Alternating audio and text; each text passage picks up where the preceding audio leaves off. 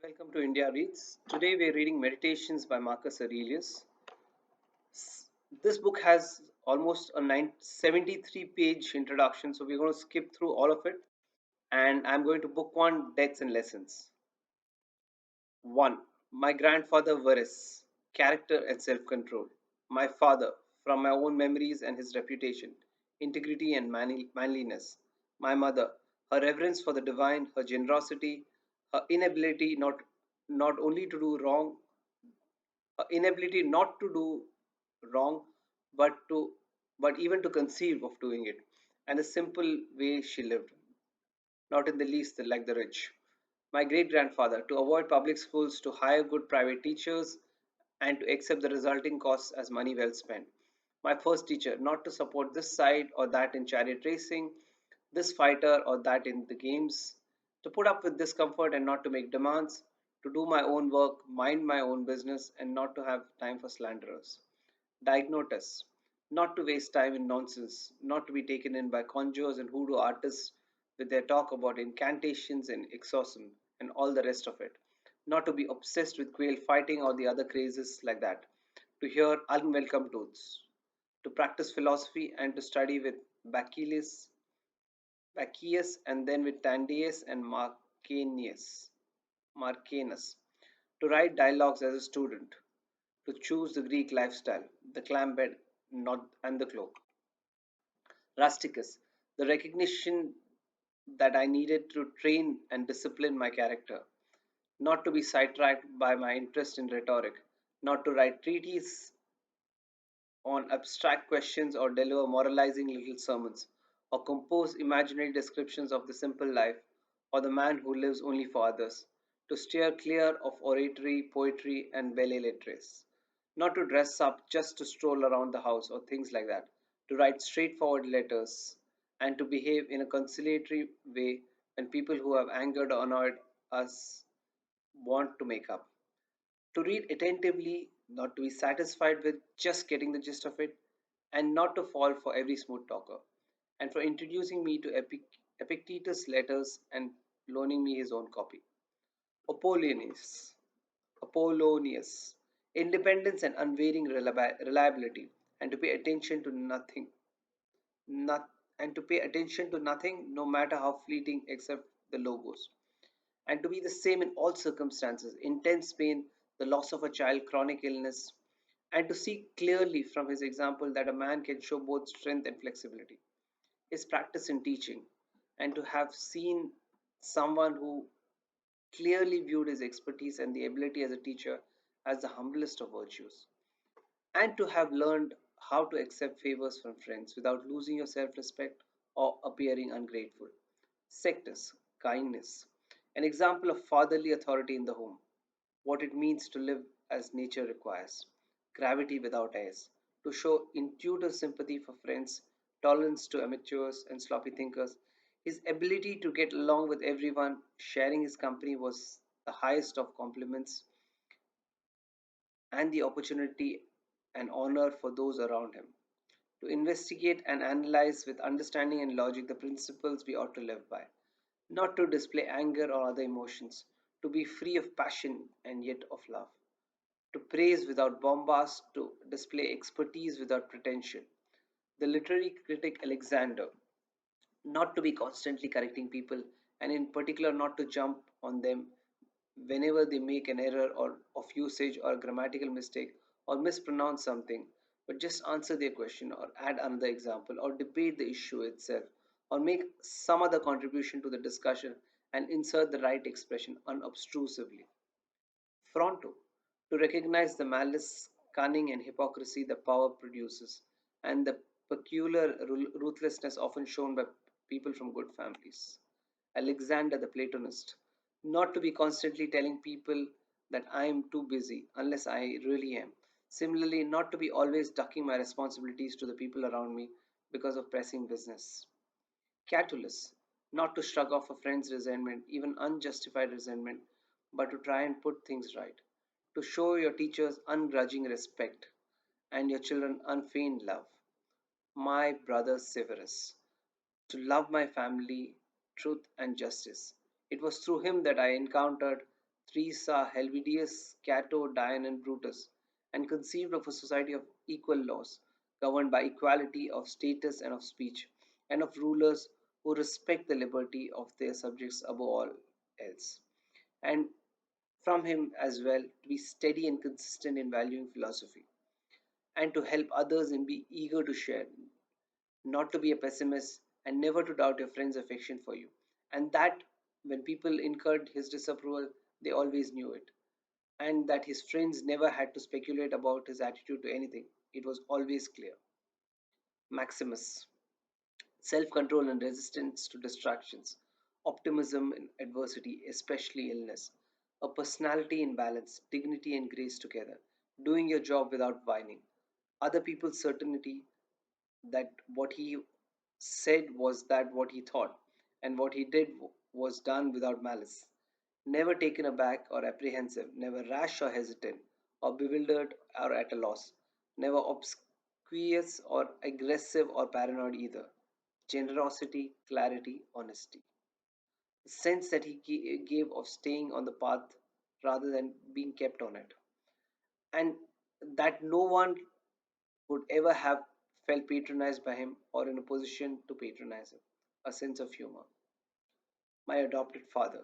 Compassion, unwavering adherence to decisions once he'd reached them, indifference to superficial honors, hard work, persistent, listening to anyone who could contribute to public good, his dogged determination to treat people as they deserved, a sense of when to push and when to back off, putting a stop to the pursuit of voice, his altruism, not expecting his friends to keep him entertained at dinner or to travel with him unless they wanted to, and if anyone who had to stay behind to take care of something always found him the same when he returned.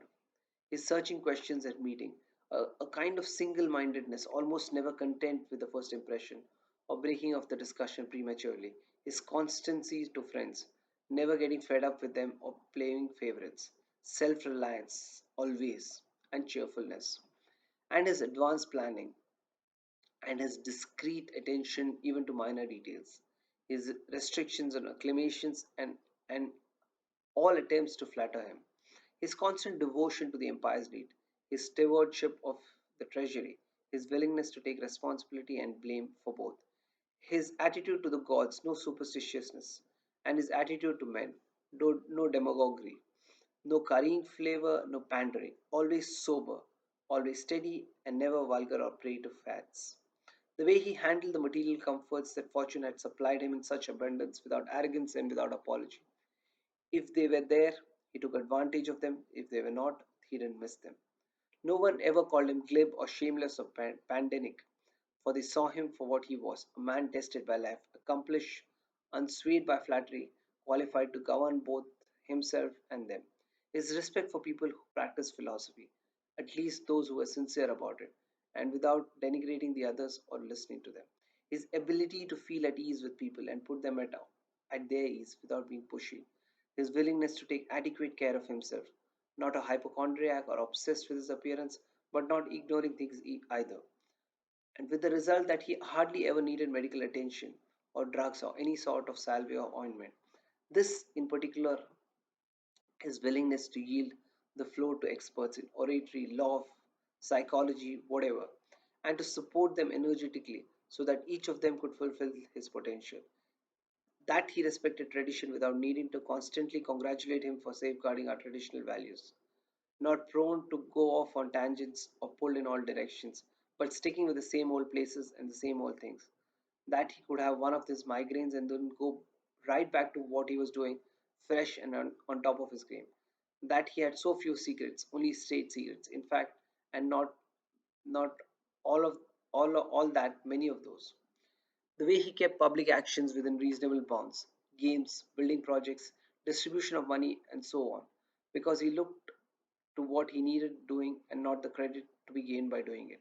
No bathing at strange hours, no self indulgent building projects, no concern for food or the cut and collar of his clothes, or building attractive slaves.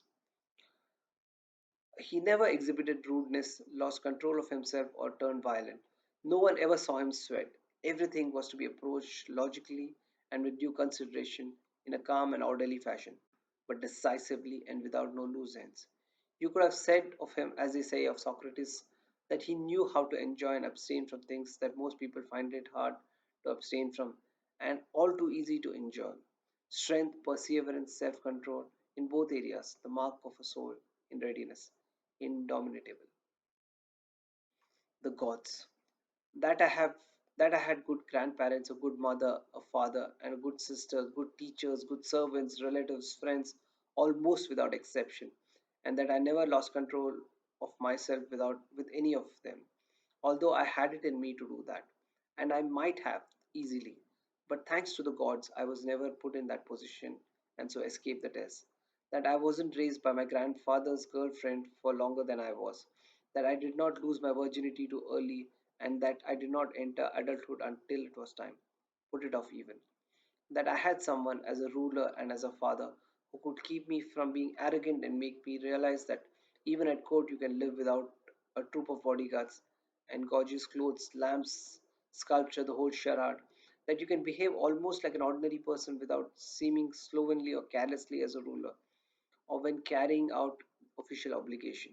That I had the kind of brother I did, one whose character challenged me to improve my own, one whose love and affection enriched my life, that my children were not born stupid or physically deformed, and that I wasn't more talented in rhetoric or poetry or other areas. If I'd ever felt that I was making better progress, I might have never given them up. That I conferred on other people who brought me up the honors that they seemed to want early on, instead of putting them off, and with the hope that I'd do it later. That I knew Apollonius and Rusticus and Maximus, that I was shown clearly and often that what it would be like to live as nature requires. The gods did what they could, all that they could, through the gifts, their help, their inspiration to ensure that I could live as nature demands. And if I fail, it's no one's fault but mine. But because I didn't pay attention to what they told me, to what they taught me, practically step by step, that my body has held out, especially considering the life that I've led. That I've never laid a finger on Benedetta or on Theodotus, and even later, when I was overcome with passion, I recovered from it. That even though I was often upset with Rusticus, I never did anything that I would have regretted later. That even though she died young, at least my mother spent her last years with me. That whatever I felt like helping, that whenever I felt like helping someone who was short of money or otherwise in need, I never had to be told that I had no resources to do it, and I was never put in that position myself, having to take something from someone else. That I have the wife I do, obedient, loving, humble. That my children had competent teachers, remedies granted through dreams, when I was coughing blood, for instance, or having fits of dizziness, and the one at Keta. That I became interested in philosophy, that I didn't fall into the hand of charlatans and didn't get bogged down in writing treaties or absorbed by logic chopping or preoccupied with physics. For all the things which we need, for all the things which we need the help of fortune and the gods. So that's the end of book number one. And what have we learned from here? Or what have we understood from here? Marcus Aurelius thanks a whole lot of people, starting from his grandfather, his mother, his teacher, his stepfather. He spends about 2 pages on Maximus, uh, waxing eloquent on his qualities, what he's learned from him, and so on and so forth. He appreciates whatever life has given him, and he appreciates the that we have to live by our nature. He appreciates the lessons of humility that life has taught him, and he values that his children have been brought up well, his wife is perfect, and so on and so forth. So that's about it for chapter one. Thank you.